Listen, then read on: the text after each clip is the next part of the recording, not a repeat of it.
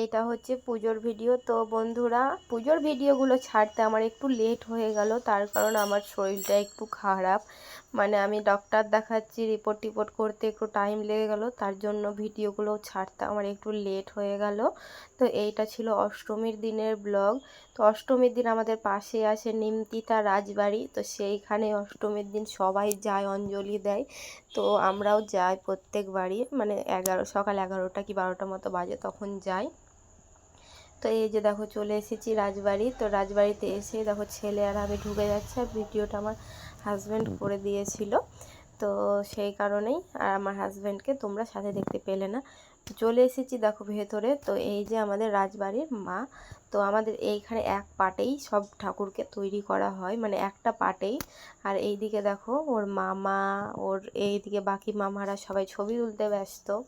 আর এইদিকে কিন্তু মানে অষ্টমীর যে পুজোটা হয় সেই পুজোটা হচ্ছিল, আর অঞ্জলিটা এখনও দেওয়া শুরু হয়নি। তো আমরা কিন্তু অঞ্জলি আর দিইনি, যারা দেয় তারা দিয়েছিল, আমি কিন্তু অঞ্জলি দিই না, সেই কারণে আমি আর অঞ্জলি দিইনি।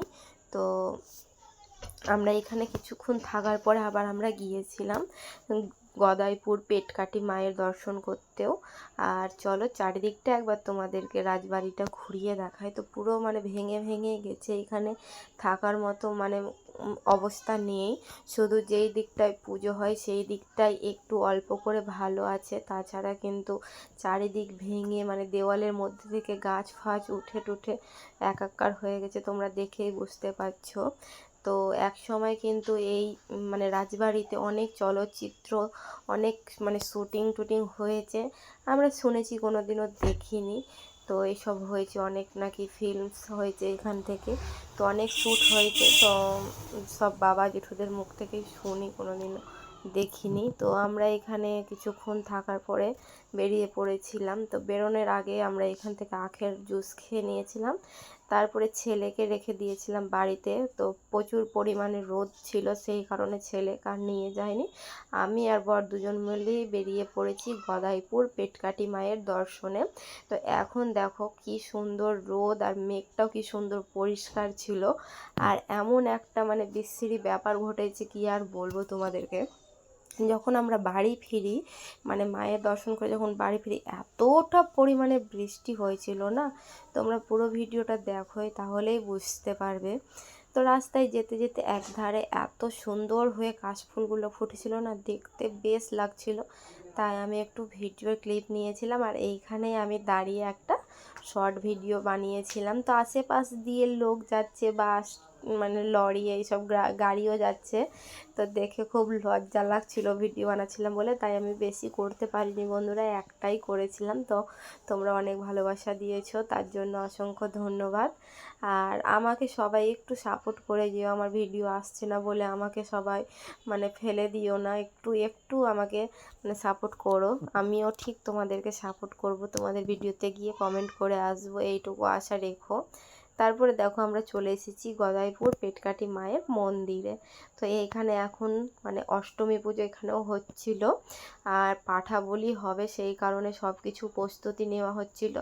তো এই মায়ের একটা কাহিনী আছে, ছোট্ট করে বলি চলো। এই মা পেটকাটি নামে বিখ্যাত, তার কারণ এই মন্দিরেই এই মায়েরই পুজো করতে এক ব্রাহ্মণ, সেই ব্রাহ্মণের মেয়েকে নাকি এই মা খেয়ে নিয়েছিল, সন্ধ্যাবেলায় সন্ধ্যা দেখাতে এসেছিল দিয়ে। তো তার বাবাকে মানে সেই ব্রাহ্মণকে স্বপ্নে বলেছিল, আমি তোর মেয়েকে খেয়ে ফেলেছি, তুই পেট কেটে তোর মেয়েকে বের করে নিস। তারপরে তাকে সেই মানে স্বপ্নটাই পুরো গ্রামের লোককে জানালো, গ্রামের লোক জানার পরে সোজা চলে এসেছিল এই মায়ের মন্দিরে। তো সত্যি সত্যিই মায়ের পেটটা কেটে যখন দেখলো, তো সেই মেয়েটা মায়ের পেটের মধ্যেই আছে। তো তখন থেকেই নাকি এই মা পেটকাঠি নামে পরিচিত। আমি ঠিক সত্যি বললাম কি মিথ্যে বললাম আমি জানি না, তবে এই গল্পটা আমিও শুনেছি, তাই তোমাদের সাথে শেয়ার করলাম। এবার সত্যি কতটা মিথ্যে কতটা আমি সত্যিই বলতে পারবো না।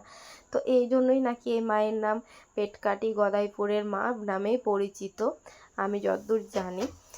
তো তারপরে দেখো এখানে পুজো টুজো হয়ে যাওয়ার পরে এইদিকে মানে মেলাও ভালো বসে, এখানে প্রচুর লোকজনও হয়। তো তোমাদেরকে তো দেখালাম পেটকাটি মায়ের ওইদিকে পাঠা বলি হবে বলে প্রস্তুতি চলছিল।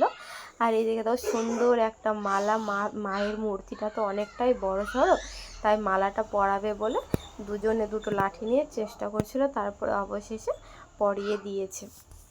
মানে গলায় না, হাতেই হয়তো পরিয়েছে। তো দেখো মাকে দেখতে কি সুন্দর লাগছে বলো। তো মা সবার মঙ্গল করুক, সবার আশা পূরণ করুক। তারপরে আমরা একটু মেলার দিকে ঘুরছিলাম, আর প্রচণ্ড গরম ছিল, তোমাদেরকে তো আগেই বললাম। তো মেলার মধ্যেই থাকতে থাকতেই হঠাৎ শুরু হয়ে গিয়েছিল বৃষ্টি। আর এই দিকে খাবার হিসাবে আমরা শুধু পেয়ারা মাখা আর খেয়েছিলাম আমি ফুচকা। আর সাইডে একটা জানালা ছিল, সেখান থেকে একটু সাইডের ফটোটা নিচ্ছিলাম। তো দেখো মা কি সুন্দর তার সন্তানদের নিয়ে দাঁড়িয়ে আছে। তারপরে যেইটা ঘটার সেইটা ঘটে গেল, এই যে বৃষ্টি অলরেডি হয়ে গেছে। আমরা পুজো প্যান্ডেলে অনেকক্ষণ দাঁড়িয়েছিলাম। তারপরে ভাবলাম যে একটু একটু পড়ছে, চলো এগিয়ে যাই, ওইদিকে যদি না হয় তাহলে আমরা চলে যাব বাড়িটা। মানে অযোগ্যর পাড়া বলে একটা জায়গা আছে, সেইখানে পৌঁছেছি। আর এতটা পরিমাণে বৃষ্টি কি বলবো, একটা দোকানে প্রায় 2 ঘন্টা মতো বসেছিলাম। তারপরে একটু কমেছিল বৃষ্টি, তো বরকে বললাম চলো আমরা বেরিয়ে পড়ি, বৃষ্টিটা একটু কমেছে হয়তো আর পড়বে না, কমে যাবে।